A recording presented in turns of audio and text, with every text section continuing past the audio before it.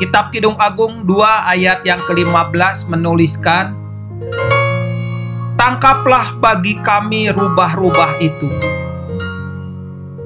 Rubah-rubah yang kecil, yang merusak kebun-kebun anggur kami yang sedang berbunga. Bisa membayangkan bagaimana rubah-rubah kecil ini merupakan gangguan-gangguan yang ada di dalam ketika dua orang yang sedang jatuh cinta itu. Ada binatang-binatang kecil, gangguan-gangguan kecil yang muncul. Dan itu yang terjadi. Dan itu yang harusnya ditangkap, yang harusnya rubah-rubah kecil ini ditiadakan. Kenapa?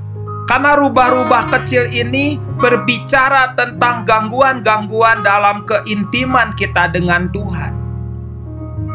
Rubah-rubah kecil ini nggak bisa dianggap sepele. Rubah-rubah kecil ini sekalipun kecil, tetapi itu mengganggu, menghambat, merusak, dan tidak saja menimbulkan kerusakan kecil, tetapi kerusakan yang besar. Karena itu kalau kita tahu tentang rubah-rubah kecil di dalam hubungan kita dengan Tuhan, maka kita harus menangkapnya. Karena itu bukan masalah kecil lagi, tetapi masalah yang serius di hadapan Tuhan. Kalau kita baca di dalam Kejadian 28 ayat 20 sampai 2, ayat 20 sampai 22, kisah tentang Yakub pada waktu itu bernasar di Betel. Saya akan bacakan ayatnya.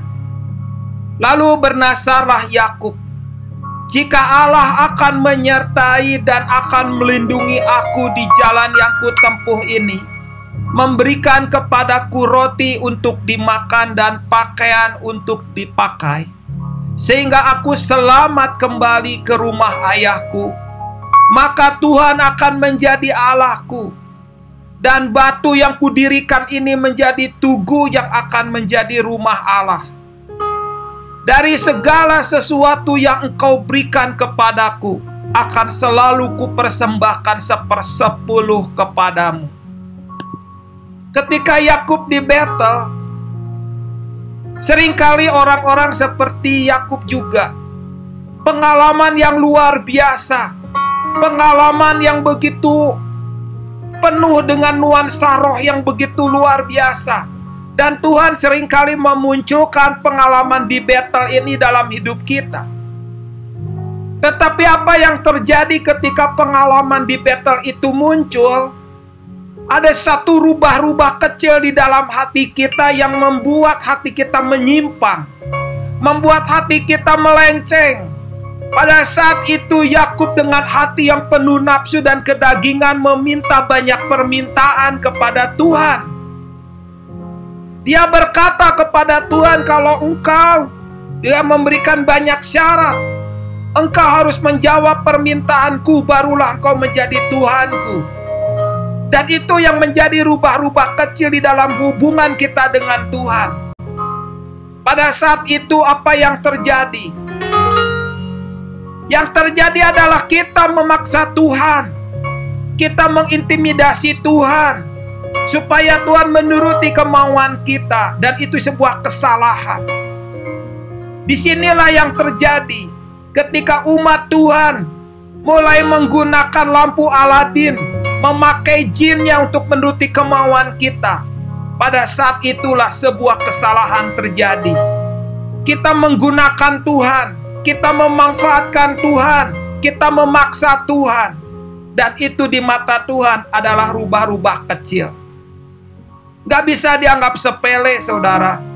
Itu mengganggu keintiman, mengganggu hubungan di hadapan Tuhan. Seharusnya pada pengalaman Betel itu terjadi dalam hidup kita, kita tidak seperti Yakub. Kita seperti Maria. Kita duduk diam. Kita nggak berani berkata apa-apa. Kita nggak punya permintaan apa-apa. Kita nggak punya agenda apa-apa. Seharusnya kita duduk diam. menikmati hatinya, menikmati apa yang Tuhan nyatakan, menikmati kehadirannya. Duduk diam seperti Maria.